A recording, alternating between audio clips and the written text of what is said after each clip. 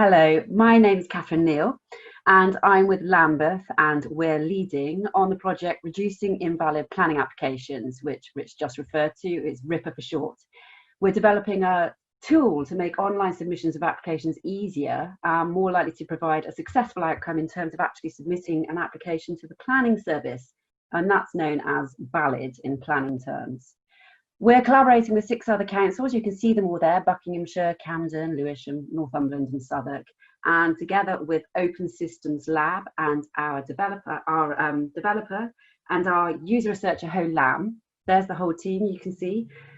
We've been working really in a collaborative way, very hands-on, and in the spirit of that, there are going to be 4 of us presenting today. So we're going to also hear from Emily at Buckinghamshire, and also Toby and Chris from Lambeth will also be doing some of the slides.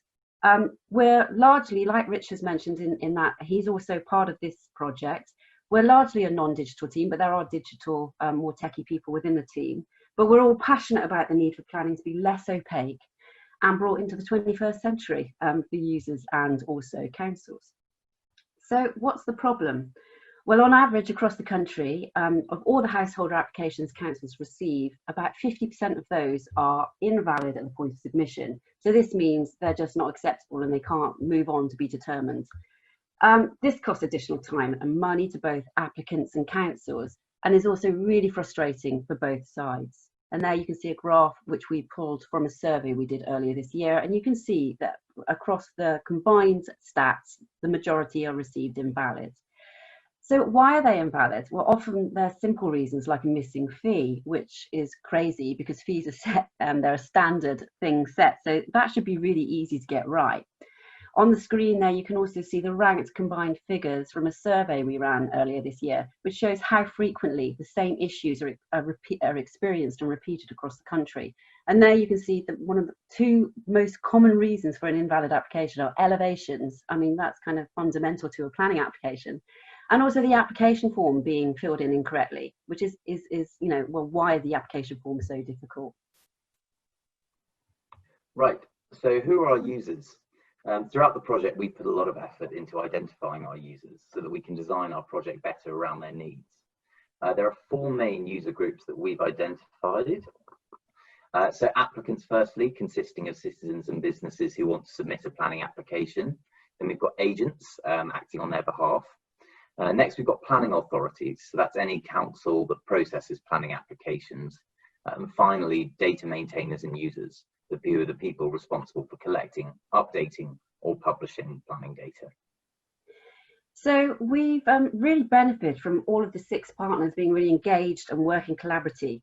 We've worked in an agile way. We've run fortnightly workshops that all of the partners have been involved in.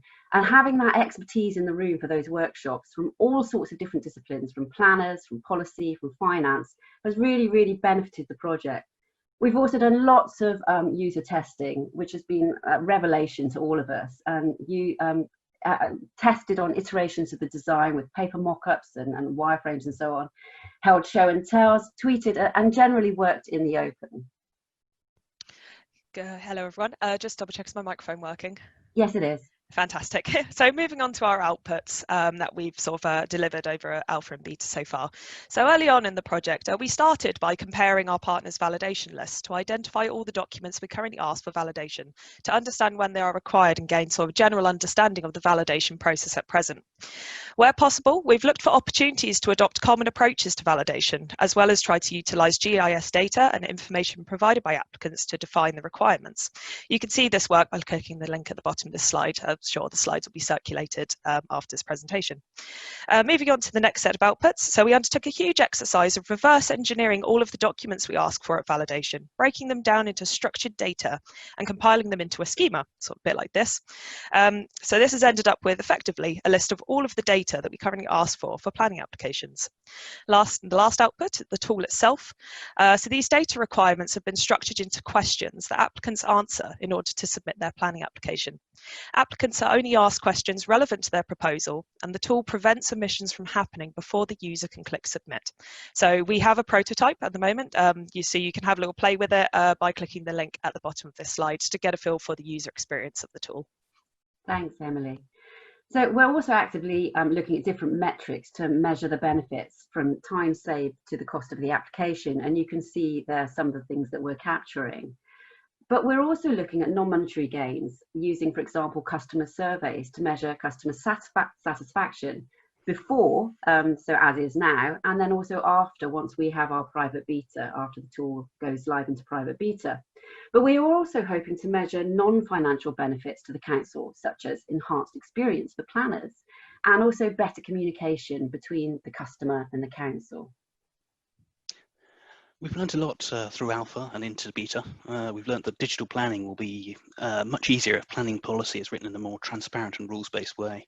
But we've also learned there may be some unintended consequences coming from our project, but that there will be additional benefits to, for example, faster processing of planning applications, and we'll be working with BOPs to ensure that we realise these benefits.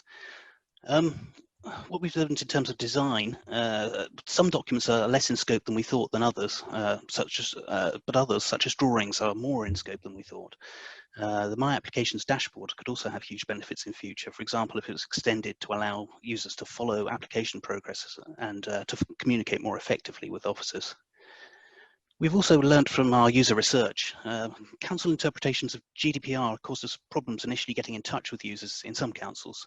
But those users that we did reach were really, really helpful, and the feedback they gave was extremely useful, even with our early prototypes.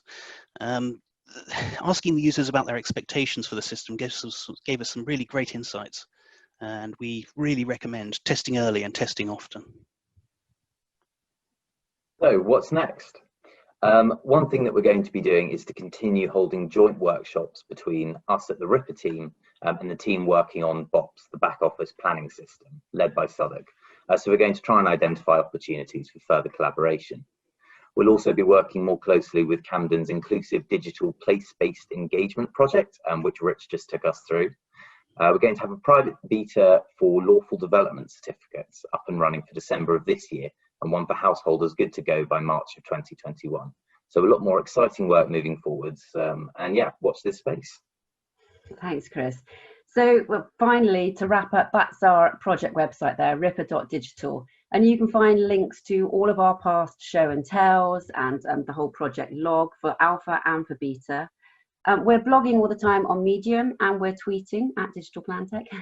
One of the things that we're really keen to hear from more are users across the country. So if you have residents or businesses that you can promote our project to, please, please, please ask them to either follow us on Twitter and get in touch, or email us there at digitalplanning@lambeth.gov.uk, because the more user information, and this is really for their benefit, well, as well as councils, obviously, but the more they can input and tell us what works and what doesn't work, and makes it easier, the more likely we're going to have a really good tool that actually genuinely does reduce invalid planning applications, and that's the whole point of the project. So thanks very much for listening.